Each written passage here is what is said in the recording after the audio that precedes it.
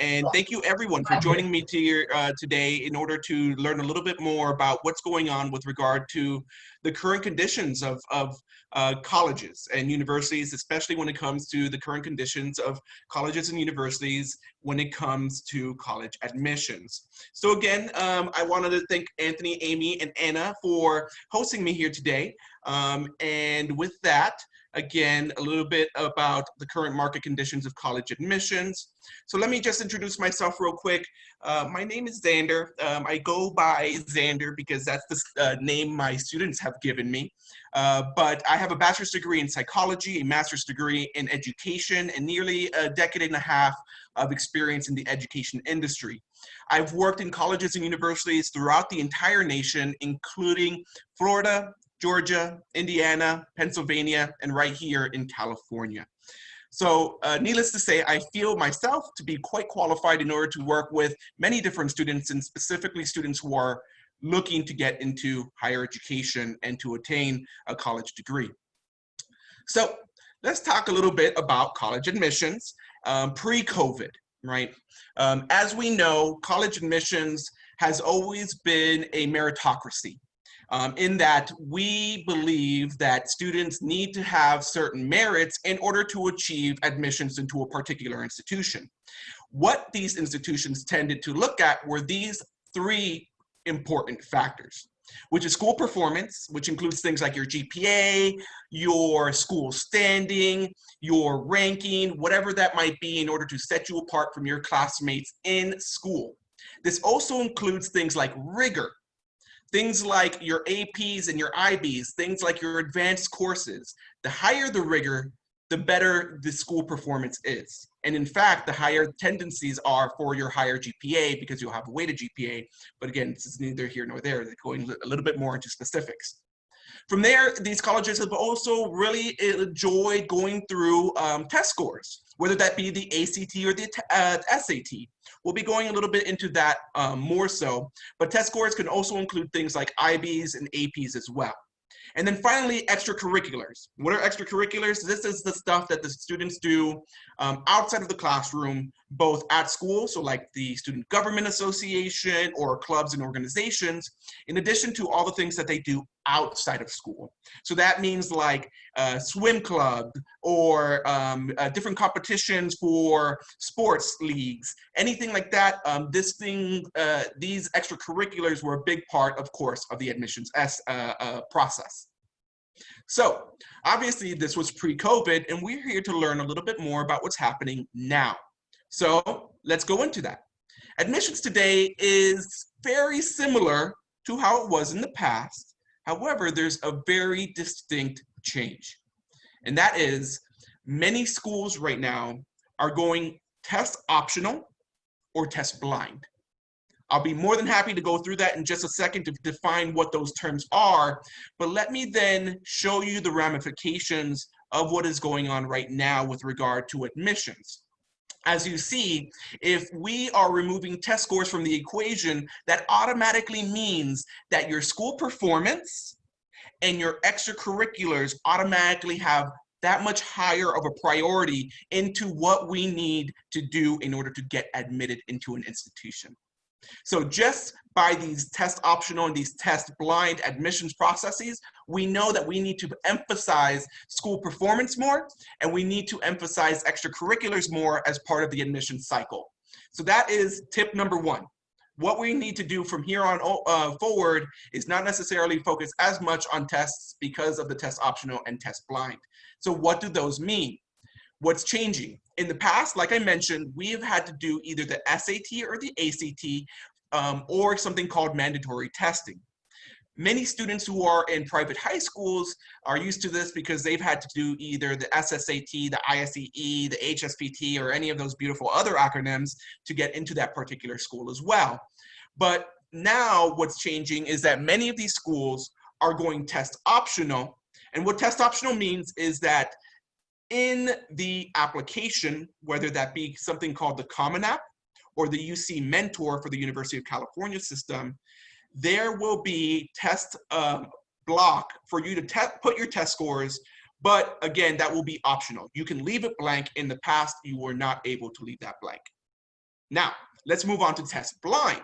Test blind means that there will no longer be that box to insert that test at all, which means that the admissions officers will not have the ability to use that score, to use that data as part of your admissions into the university or the college.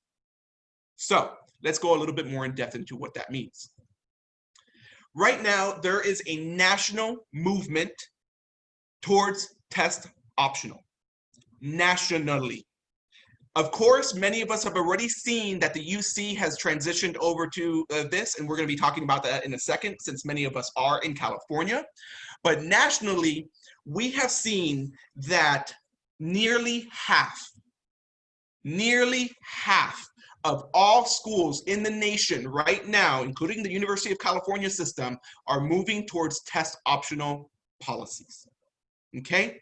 So again, many of these schools are obviously affected by COVID-19 and the coronavirus. And so therefore, they're allowing what is really going to be a beta test or a first round of this test optional, test blind, in order to really see if the data that it produces after this year is going to hold up. Right? Because right now, many of these tests are being removed because of issues on equality, access, and attainability. Okay. If you have some questions about that, feel free to ask that. I'll be more than happy to go into it. But for now, know that there's a national move towards test optional, so much so that half of the schools are going, all across the nation are going towards that. Again, including the University of California system. Now, the University of California system has created a plan, and this plan is going to be included in the next 4 to 5 years. Right now, this next school cycle, AKA the juniors and the rising seniors of this year, who get admitted for the 2021 and 2022 cycle, they will be going test optional. Again, they will have the option of whether or not to submit exams if they already have the score. If they don't have the score, you don't have to worry, you're not going to submit them.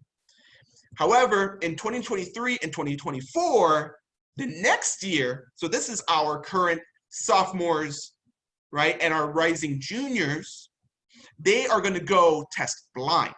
Again, they will not have the option of putting in the exam score. This is going to replicate what we already have in the California state system.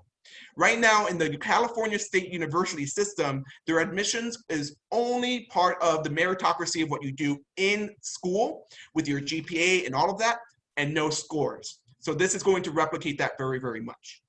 Now, here is the interesting part of this equation.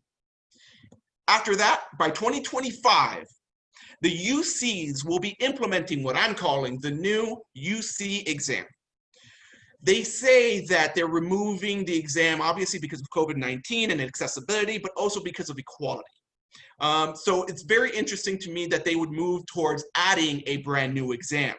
Specifically because now if you look at students who are trying to get into the University of California out of the state, if they're applying to their own state, now they have to take, of course, the SAT or the ACT, in addition to this new UC exam that is being implemented by 2025. Now, vice versa, if a student of yours wants to apply out of state, then they'll have to, and in-state, right? They'll have to take both the UC exam and potentially the SAT and the ACT. So it's really a slippery slope that I see forming over here with regard to this brand new exam. However, here's the caveat. We don't know much about this exam at all. We don't know what's going on with regard to what's going to be on it. However, some things are pretty logical. We know that most exams right now have math. Most exams right now have reading. Most exams have language arts and essays. And so that's likely going to be the case over here. So really, it may not be about what's in it, but how they implement it. So for example, if this ends up being a free exam, then they're really helping the accessibility of students being able to take the exam. But we have no idea how they're going to do that. So right now, we're all in a wait and see to find out what's going on. However, here's the interesting part once again. The UC has said that if, again, data shows that their test optional and their test blind aren't seeing the results that they want, then they can essentially by 2025 go back to the SAT or the ACT at a snap of the finger. Here's the other interesting thing about this situation is that besides the University of California not allowing or test blind or test optional policies, their policy still states that test scores could still be considered for purposes such as course placement, scholarships, and statewide admissions guarantee. Again, I'm not part of the University of California system, so I cannot tell you why, if they're going test optional and test blind, why they can still use tests in order to put you in a particular course or to give you a particular scholarship. So this means that if your student wants to get scholarships and is interested in a particular course at a school, that means that they should probably not test the system and just take the exams, right? Because at that point, if at some point they say you're eligible for the scholarship, but now you have to go take this exam and you only have 2 or 3 or 1 month worth of time to prep, it's going to be at the student's disadvantage. So let's move forward. Should my student take the admissions exam? So again, if your student is going to be looking for scholarships, if your student is going to be looking for particular course placements or be testing on the admissions guarantee, it is my opinion that you should seek a way of taking the exam. Now, if you are a student that is just taking the exam because you're worried about your chances at highly esteemed universities, and you're trying to just take it with everybody else, keep one thing in mind, and this is what I'm telling all of my students. Take the exam if and only if your health is not a risk. Okay, because obviously we know about COVID-19, obviously we know about a potential second wave, obviously we know that the SAT and the ACT continuously are being postponed. And so therefore, if and only if, for example, the July ACT continues and you feel comfortable and your student feels like they're not putting their health at risk, this is the only time that I believe that you should be taking this exam for these admission cycles.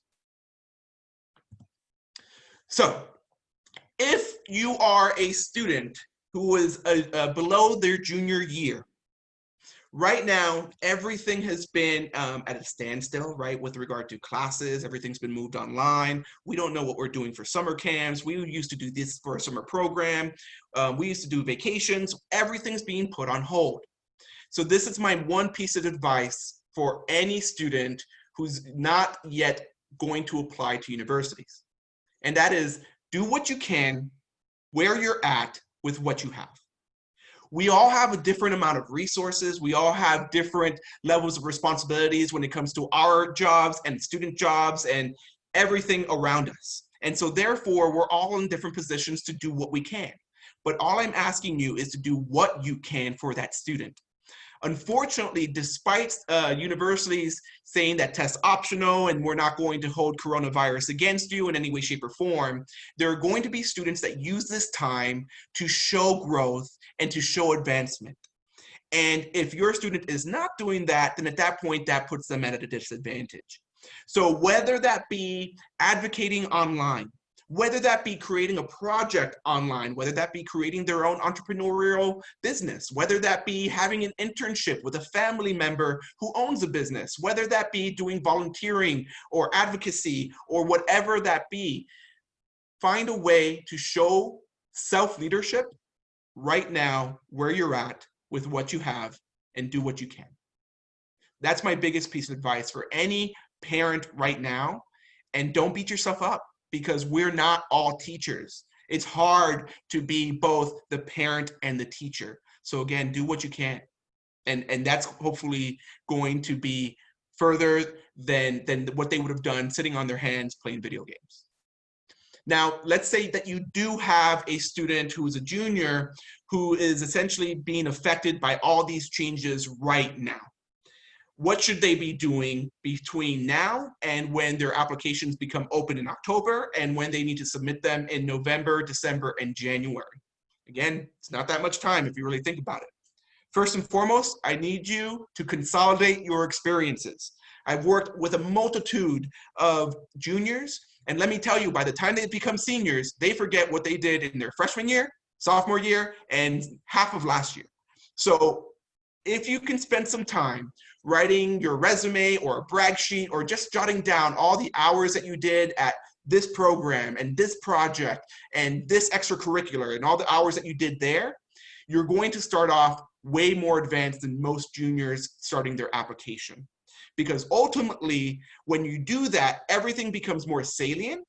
And as they become in the forefront of your mind, at that point, you can use them as ammunition in your admissions essays. And again, now that you have a little bit more time during the summer, my advice is do your college essays early. We are all about making sure that students are writing their college essays as a story and not as a school essay, because those are the most boring 5 paragraphs I have ever seen, and we do not want that. So what we're doing now is a lot of students are asking, should I write about COVID-19? Right? Because this is, again, saliency. This is what's going on right now. So a lot of my questions are, should my student be writing about this summer, right? For my applications. And again, here's my answer to you. You can write about COVID-19 if you have made progress and growth in some way, shape, or form. And if and only if that is the case, then at that point, there are going to be areas specific for you to write about COVID-19. And that is going to be, first and foremost, your personal statement, which is going to be a 650-word essay as part of the Common App. And again, if it's sufficient, you can fill up a personal statement, then you can do that. There's also going to be an additional information section. This is great for the UC application. It's called additional information. So anything that you feel that's relevant about COVID-19 and your growth, you can put it there. And then finally, the Common App, which is the application that you can use to apply to many out-of-state colleges and universities, right? Any UC or CSU school, really. If what they're doing is that they're adding a brand new essay component of 350 words. And so that way you don't have to use any other sections for this. They're adding a specific COVID-19 prompt. And that prompt specifically says, communities disruptions such as COVID-19 and natural disasters have a deep and long-lasting impact. If you need it, this space is yours to describe those impacts. And you can use 350 words in order to describe the impacts of COVID-19. So again, if you have some specific questions about what I'm writing or how I'm writing, then at that point, I definitely advocate for you to join us this summer in our college admissions workshop, where we'll be doing we'll be helping students write out all of their college, we'll be teaching students how to write their college admissions essays. Okay, so this will be a month long where we help them brainstorm, create, and then start using their applications to apply their essays there. So this will be starting on July 7th and going all the way till the end of July. And if you need to sign up, I'll share that link over in the chat with everyone. And of course, if we have any questions, I am more than happy to take them. But thank you all for your time and your ears. I'm happy to listen and learn about any of your needs.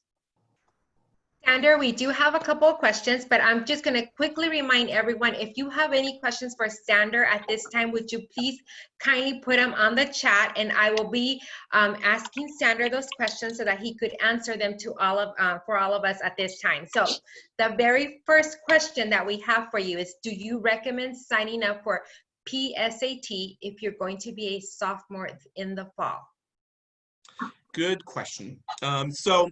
Again, this is completely dependent on the student. So I always, of course, would like to meet with the student. And so if the student believes that they're going to be competitive in scholarships and potentially in course placement. So for example, if they've taken AP exams in order to advance their course placement in college once they get there, right?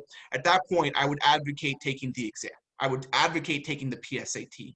The reason behind that is because, again, should you get a scholarship and should you get higher course placement and they ask for that exam, you will have much less opportunity to practice and get a high score so that you can get that scholarship and or the course placement. So again, it would definitely depend. If the student is not as challenging themselves to do that, then I would advocate against it. But again, always depends on the student. Thank you. I have another question, and it's a two-part question. So Yeah, how do absolutely. you view for example, a B in an AP class versus an A in a college prep class? I love And it. then, especially which path do you suggest if the child struggles with test anxiety? Absolutely. Great question. I don't know who said that, but that great question. So first and foremost, let's talk about APs and IBs. APs and IBs allow students to get potentially extra credit or get college credit for their courses that they take in high school. And so, of course, those are going to be much more difficult and much more rigorous, which is why, in fact, students get a weighted GPA for taking them. Advanced college courses, when it comes to each individual school, can be quite different, whereas AP courses are all standardized based off of national standards. And so therefore, some schools across the nation, not just in California, will give weighted GPA to also college prep classes, while other schools will not. Again, most schools will give weighted GPAs to APs and IBs. So getting a B in an AP class as opposed to an A in a college prep unweighted class would be preferable because, one, not only are you showing rigor and your ability to challenge yourself and still get a pretty good grade, right? A B is a pretty good grade. But in addition to that, you're also going to have the possibility of taking the exam and getting yourself some college credit. So I would definitely advocate challenging students to take those APs and IBs if they're able to, especially now for those sophomores and juniors that need to show a little bit more of their class ability, right, when it comes to their GPAs and their rigor. Thank you. Next question. Can a student use the same essay for all applications? Good question. So the answer is yes and no. So there are 4 personal insight questions as part of the University of California application. So each one of them is going to be a separate prompt, and if you use the same essay on each one of those prompts, they're not going to look that great. Let me tell you that. However, if you wanted to, for example, use your personal statement, right? Your personal statement is something that you use for your Common App and not necessarily your UC application. And so therefore, you can use your personal statement and break it down a little bit more because the personal statement is 650 words. A UC insight question is 350 words. So if you half it almost, then you can reuse that material. But if you're going to, for example, everybody that applies to the UCs, all the UCs that you apply to get the same information. So at that point, you're making 4 different personal insight questions are definitely going to be far better than restating the same things. That's fantastic. We actually have quite a few more questions that are people are putting in the chat box. Yeah. So the next question is this is actually related to COVID in some way, or was this coming anyway? When it comes to the exams? Yes.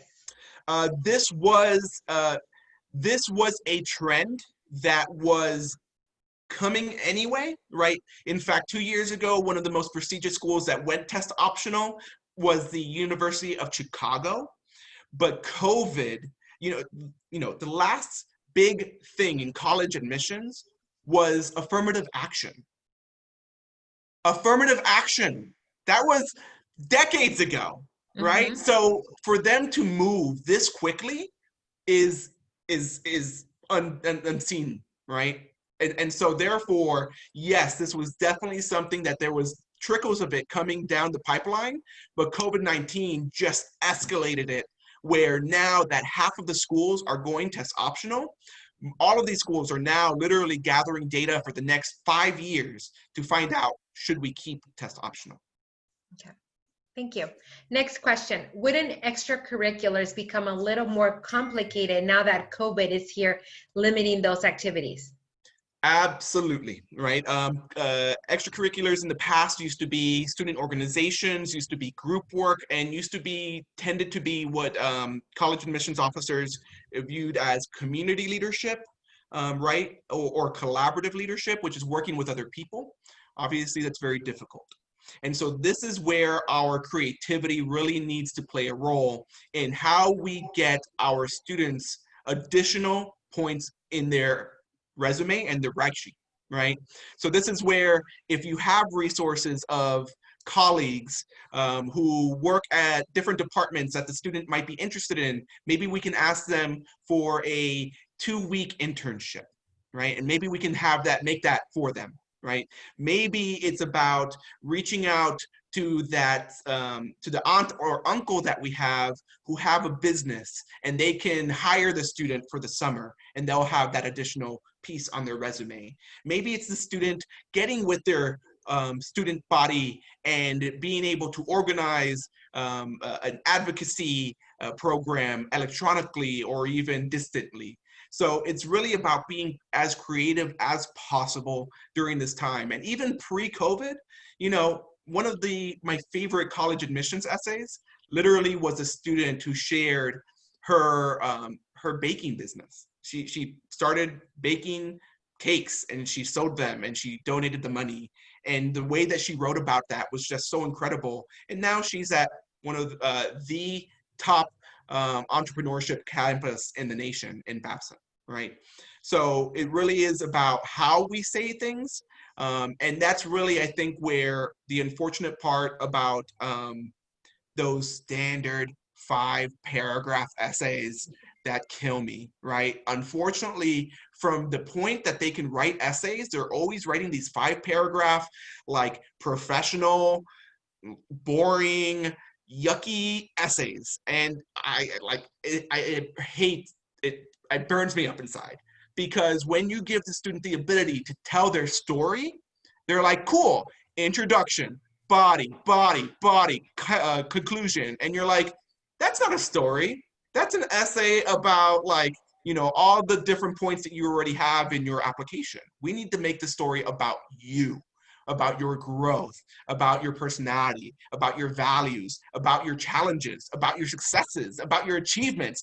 That makes me excited. That's what's going to make an admissions officer grab that essay and give it to their next admissions officer and say, come read this. This is a great essay.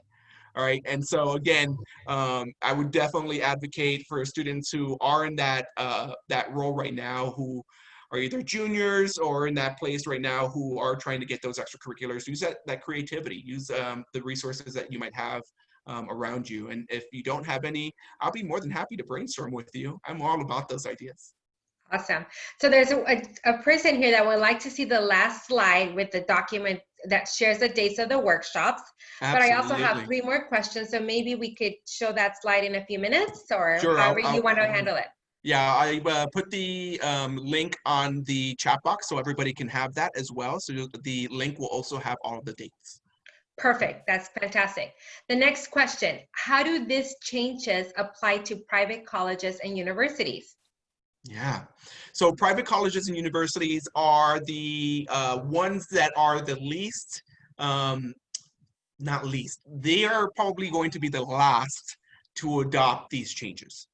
They are the most resistant to them. However, here's the interesting thing. I keep on saying however, because there are so many things that are coming up nonstop, right? So Harvard, 3 days ago, as in Monday, told us that they are going test optional. Harvard, out of all schools. And so therefore, what I believe to be true is that once Harvard does things, everybody else does things. And so as of the 15th, I think that was 2 days ago, half of the schools have gone test optional. I believe after their announcement, there will likely be far more. So I would believe that private schools will be joining this test optional wave very quickly, especially if we cannot find a way to take the ACT in July or the SAT in September. Thank you. Next question. What about children in private schools right now? Will their curriculum change as well? Yeah, absolutely it will. And we don't know how, right? Because of the fact that private schools are the obviously private. They don't necessarily need to make their curriculums public and or follow any public curriculum standards. So for example, when it came to like STAR testing and or the Common Core, all the public schools need to do this, but private schools were, still had their own systems. So how that will change is dependent on the private school. However, we can definitely see some tendencies. Obviously, distance learning is a thing, and so we're going to see a lot of that. In fact, this morning, Web Schools, which is the private school right here in Claremont, posted up their updates, and I haven't been able to read fully, but they just updated all of their electronic distant learning standards, and they're literally launching programs in order to do like the hope, right? The hope is for many universities and a lot of private schools that at the very minimum, they might be able to get 50% of the student body back on campus. But that is complete, again, we're completely up in the air, right? The CSU has already gone dormant for the fall. However, the big discussion that's going on right now with the CUCs and the CSUs are, do we let students live on campus? Because many of those students don't have homes to go to, right? Many of those students may not have the resources at home to get on the internet, to have a computer, to be on around, a silent place. And so many of those students are still looking to become on-campus students despite COVID. And so that's the big question mark. Again, we have no idea. All of these things are coming in week by week, day by day. And so what I was talking to Anthony about yesterday is that at the very minimum, this conversation here allows parents and students themselves to really see what's going on up until this point, which have been massive changes. And maybe in a few months, we'll have to do this all over again because of all the changes that happen once again. So right now, at the very minimum, for those juniors, it's super important, super important. You only have so many months until October when those applications open in order to get all those things done. Thank you. I have another great question for you here. Based on your knowledge pre-COVID, do you know whether if you apply to more UCs, you are less likely to get admitted into them, particularly the more competitive UCs? UCSD admissions office said no. We would appreciate your feedback on this. Yeah, absolutely. So every admissions department should be making their decisions separate from each other. It is a fairly rare case for admissions departments, even in the UC system, to call each other and say, hey, John Doe, are you going to let this student in? So it really is a rare occasion, to be completely honest. And so really, to a degree, I would agree with the UCSD representative that says, it isn't a factor. However, right, one thing that we do know is that the UC system is a small system. And what I mean by that is, despite it being one of the largest systems, everybody that tends to be part of the UC system knows each other. And so therefore, if there is a particularly, let's say, atrocious essay or atrocious application, or a particularly fantastic one, they're going to be like, hey, colleague, who I know personally, look at this, isn't this great, right?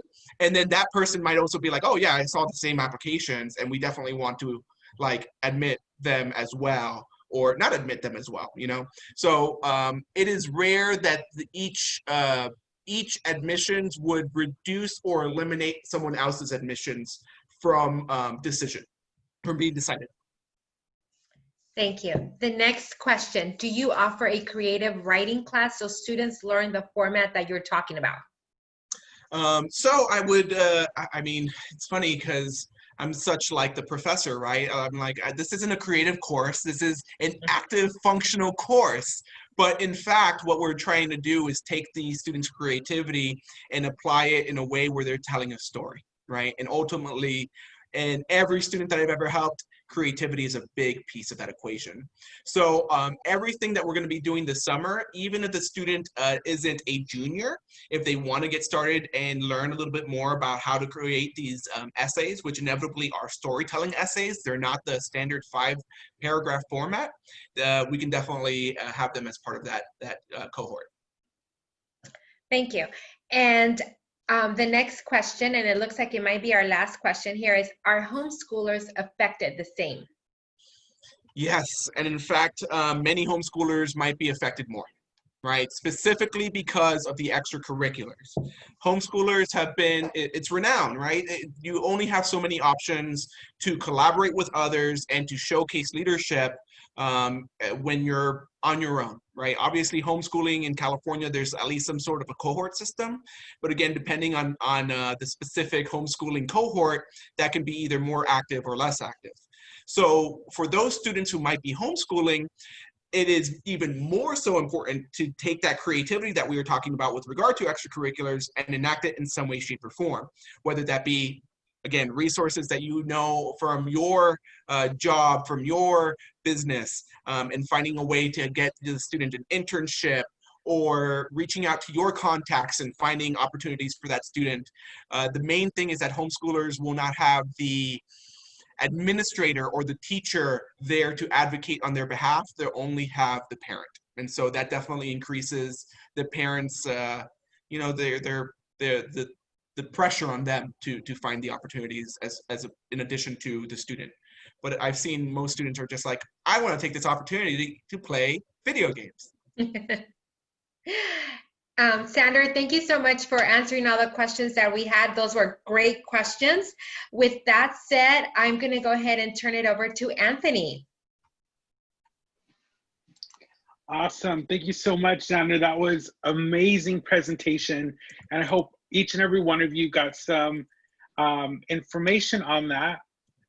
What timing is this right now? We have so much going on in our world, and we're so lucky to have someone like Xander on our side and on our children's side. So if you would like some more information, maybe there's something in the slides or you haven't got the link yet, you're on your mobile, put your email in the comments below, and then we'll make sure if there is a recording or anything that we will get that to you. If not, maybe just a recap of dates, links, resources that are available. So we'll stay on just for a few more minutes longer so you can put your information in the chat box. Make sure that you stay connected with Xander. If there's someone you know that could benefit from these resources, please put your information in the chat box so we could send you those links so you could forward it to other people. All right, anything else, Amy, before we? I think that's it. Xander, thank you so very, very much for your time. This was so informative. Wonderful information to share. Yeah, thank you, Amy. Thank you, Anna. Thank you, Anthony, for hosting this great event. And thank you for each and every single person for your time, for your ears. If you have any questions whatsoever about college admissions, about the educational system in general, give me a call. My cell phone number is actually right over here.